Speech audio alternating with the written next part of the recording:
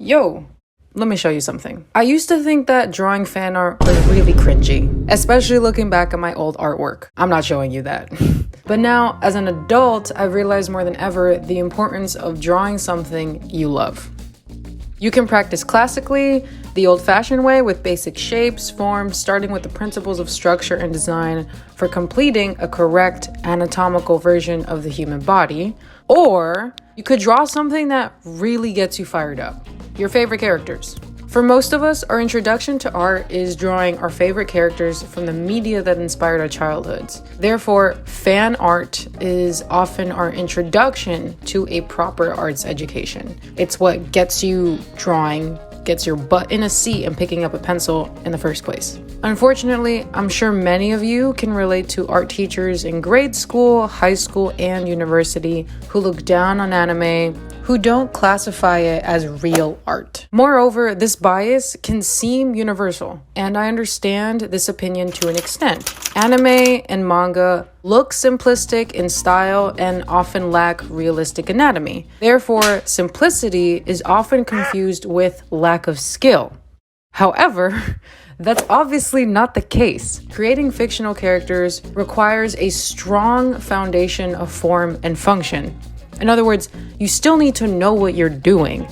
More importantly, these fundamental artistic elements are emphasized over realism for one reason: to tell a good fucking story. As a nerd, I'm a fan of dramatic, action-packed fantasy stories that explore the dark side of humanity through well-written characters. In fact, I'm a nerd in every respect except for video games. Give me movies, cartoons, anime, comic books, TV shows, hell, even give me documentaries. But your girl doesn't play video games.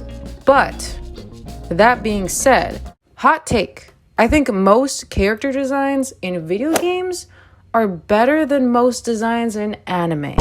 Yeah, I said it. I noticed that in a lot of anime, especially when it comes to shonen or isekai, all the protagonists just look the same. There's a lack of variety. Recently, I've been looking at one video game in particular that really catches my eye. Streetfighter has extremely effective character designs. These characters are successful because their body shapes and wardrobes communicate their backstories and personalities clearly to anyone who takes a quick glance. So even if I don't play the video game, I understand what this character is about. And more importantly, they're interesting to look at. They have variety. There's a diversity in their body shapes. Not all of them look the same. I'm not looking at what to say from Sword Art Online for the 20th time. Again, I don't play this video game, but I feel like I already know the story just from looking at these characters, which is a sign of successful storytelling through character design. One of my favorite YouTube channels dedicates themselves to covering design theory in depth, and he's actually the reason why I know the existence of some of these video games. I'm not sponsored, but go check him out. Anyway, while I don't play video games, I'm gonna consider myself a fan. So yeah, I'm a fan of fighting games. I'm a fan of Street Fighter and Mortal Kombat because I love the design of their characters and the brutality of their martial arts. So, I decided to draw fan art for the first time in a long time. As I mentioned before, fan art is a way of practicing someone else's style in order to elevate your own. I love drawing muscles, and Street Fighter has extremely buff characters. So this is my method of performing a muscle study. Some of these characters are larger than others, more built in muscle mass or fat. In this way, a character's body shape reveals their skill sets. All these individuals are martial artists, but they specialize in different styles. And you can tell that through their design if you're doing a good job at designing your character. The first character practices karate, which is recognized for its clear, hard strikes. Therefore, as a character, he can be registered as a very honest and straightforward personality. His clothing is tattered and worn. I'm looking at a lot of neutral colors, lots of earthy browns and dark reds. So we can tell he prioritizes discipline instead of superficial appearance.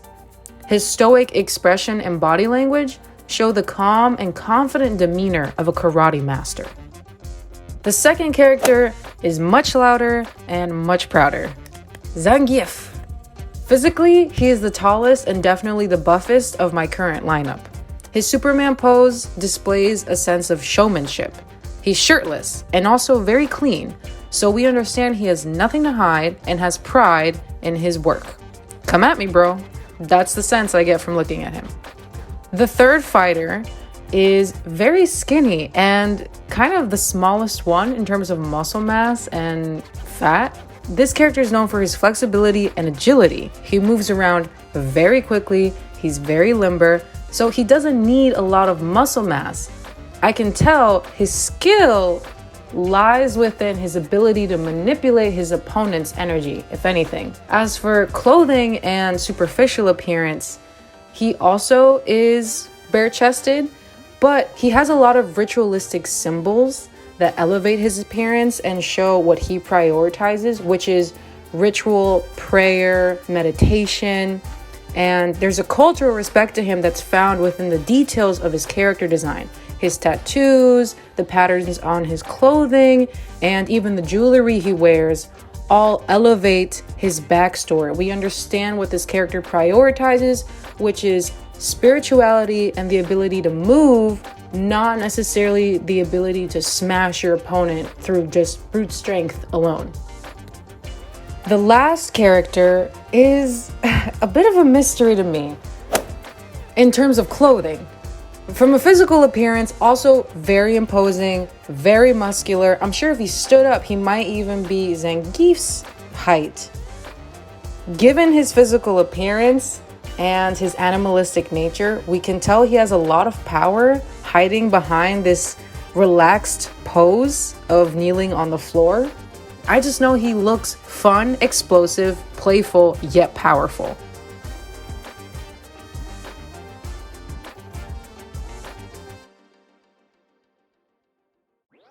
After studying the Streetfighter style, I felt inspired to design my own character. And in the time I started making this video, the Barbie movie released in theaters. I saw it twice. Everyone and their mother was drawing Barbie-related fan art at that point. I had to give this trend a go. I'm a huge Barbie fan. I watched Barbie movies when I was a little girl. I still sometimes might put it in just to make myself feel nostalgic. So taking inspiration from the video game, I decided to draw Barbie as a classic Street Fighter. So, meet Street Fighter Barbie. She's pink and powerful and packs one hell of a punch. Right now, at a time when being a nerd or geek is considered the norm, fan art can be extremely profitable. Let me introduce you to some of my friends and their pieces. Right now, I'm showing you clips of an art gallery that I went in my town and basically in my city. This is a gallery full of amateurs and professionals, all of them not afraid to put their work on display for the public. And sometimes the source of their inspiration is obvious, sometimes it's not. Either way, you can tell how many of them began by drawing their favorite stories and fictional characters. Some of them haven't stopped and make a living with this passion by displaying their work in galleries such as this or even in people's homes. So this artwork can be displayed in other people's homes who are equally passionate about the fandom. Meanwhile, some of them are writing their own stories and fictional characters in the hopes of creating a fandom dedicated to their own work. That's the power of fan art. At the end of the day, whatever it takes for your ass to pick up paper, pencil, brush, paint, and just start making something. Art is first just an idea, a thought, an abstract nothing that becomes a reality through your action. How powerful is that? Enjoying the videos? Comment below who are your favorite fictional characters.